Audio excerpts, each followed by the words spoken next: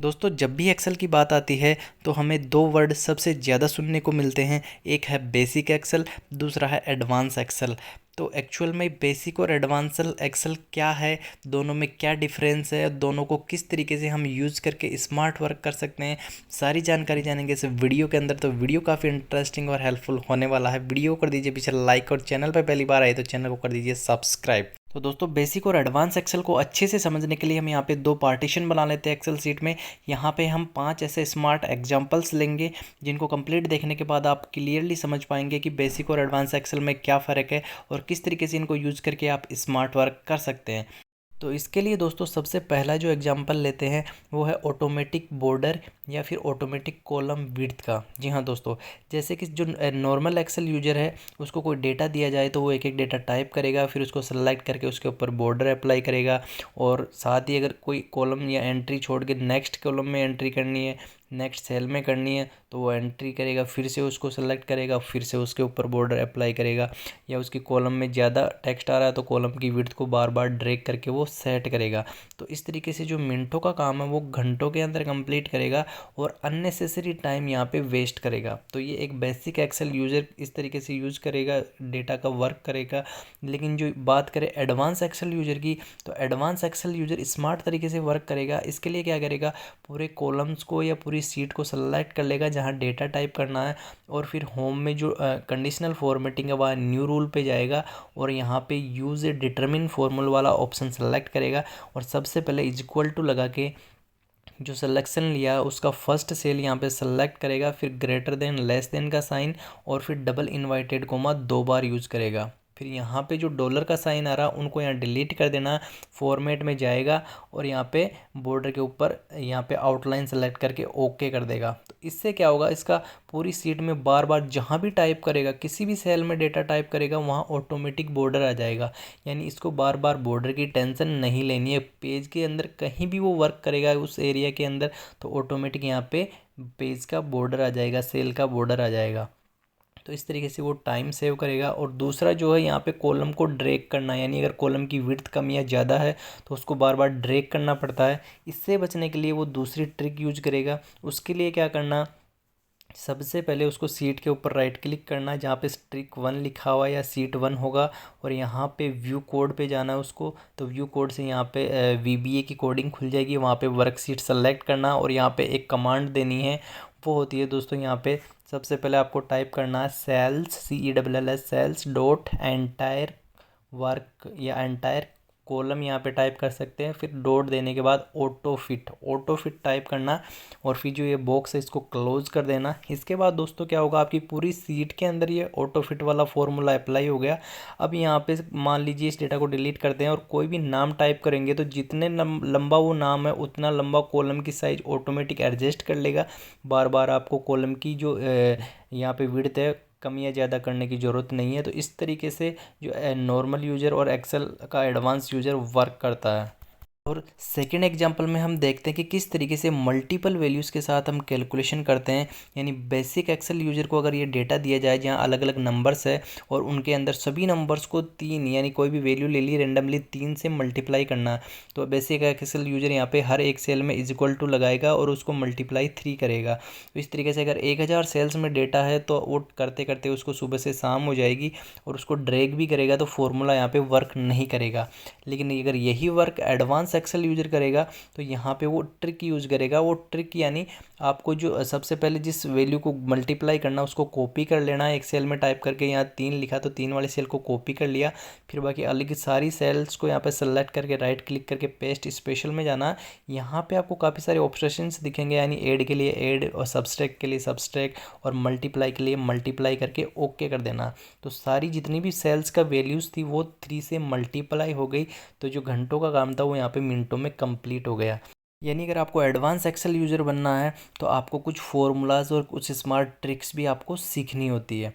ऐसे ही हम बात करते हैं थर्ड एग्जांपल की, जिसके अंदर है मल्टीपल सेल्स कम्युलेटिव। यानी अगर आपको अलग अलग सेल्स के अंदर डेटा दिया जाए और उनको एक ही सेल में कंबाइन करना, मर्ज करना है, तो जिस तरीके से आप यहाँ नॉर्मल यूजर होगा वो क्या करेगा, एक एक सेल के डाटा को कॉपी करेगा, फिर कम्युलेटिव वाली मर्ज वाली सेल में पेस्ट करेगा, फिर कोमा दे के दूसरी सेल को कॉपी करेगा, फिर वहाँ पे पेस्ट करेगा, फिर तीसरी सेल को कॉपी पेस्ट करेगा। तो ऐसे वो सुबह से शाम तक एक अननेसेसरी वर्क करता रहेगा, अननेसेसरी टाइम वेस्ट करता रहेगा, क्योंकि इस ट्रिक के अंदर आपका मर्ज वाला फॉर्मूला भी काम नहीं करता है।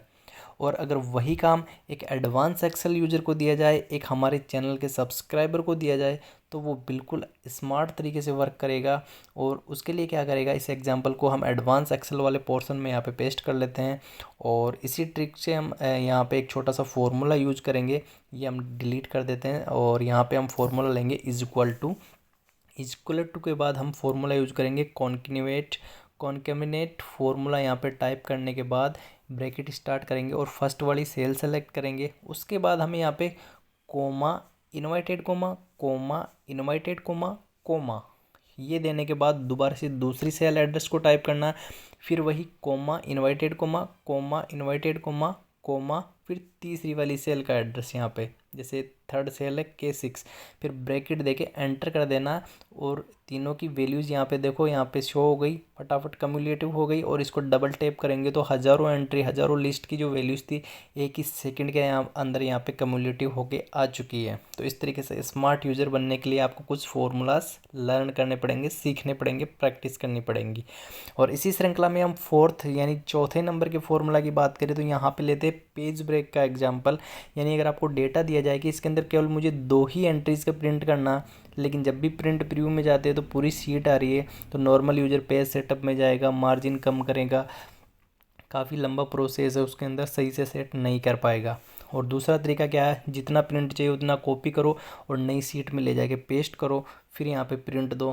तो अगर एक ही सीट के अंदर 10 बार हमें पेज चाहिए, 10 अलग अलग सेक्शन चाहिए, तो 10 बार अलग अलग सीट में पेस्ट करना पड़ेगा, जो कि एक बहुत ही मतलब टाइम वेस्टेड प्रोसेस है। लेकिन अगर स्मार्ट यूज़र इसको वर्क करेगा तो क्या करेगा, जहाँ तक प्रिंट चाहिए उसके जस्ट नीचे वाली सेल पे क्लिक करेगा और यहाँ पे पेज लेआउट टैब में जाएगा और यहाँ पे इंसर्ट पेज लेआउट टैब के अंदर इंसर्ट पेज ब्रेक का ऑप्शन आएगा।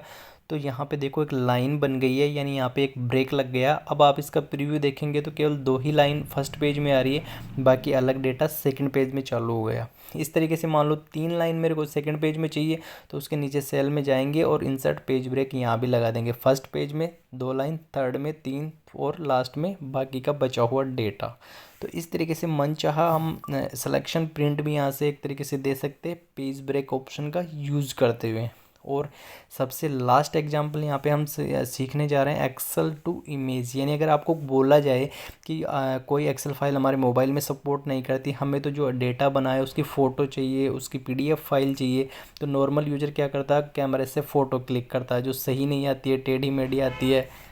लेकिन अगर वही काम एडवांस एक्सेल यूज़र करेगा तो क्या करेगा, सबसे पहले यहाँ पे डेटा को सेलेक्ट करेगा और सेलेक्ट करने के बाद Ctrl+C से कॉपी कर लेगा।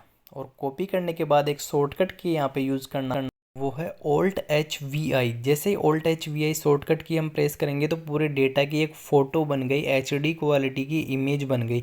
इसको हम कहीं भी ड्रैग कर सकते हैं और ड्रैग करने के साथ कॉपी करके इसको अगर व्हाट्सएप पे शेयर करना, मेल पे शेयर करना तो वो भी कर सकते हैं, या फिर MS वर्ड में जाके इसको पेस्ट कर देंगे।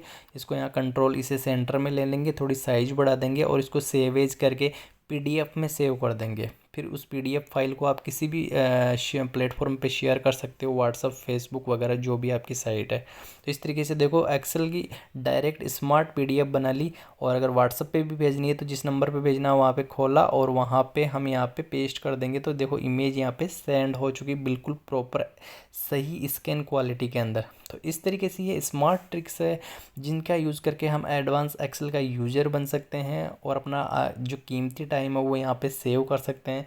तो वो सब करने के लिए आपको हमारे चैनल के सारे एक्सेल वीडियोस को विजिट करना है और एक एक ट्रिक को सीखना है, ताकि आप भी एडवांस एक्सेल के यूज़र बने और अपना वैल्यूएबल टाइम बचा सके। साथ ही वीडियो कैसा लगा वीडियो में कमेंट करिए और चैनल पर पहली बार है तो चैनल को सब्सक्राइब करिए। धन्यवाद।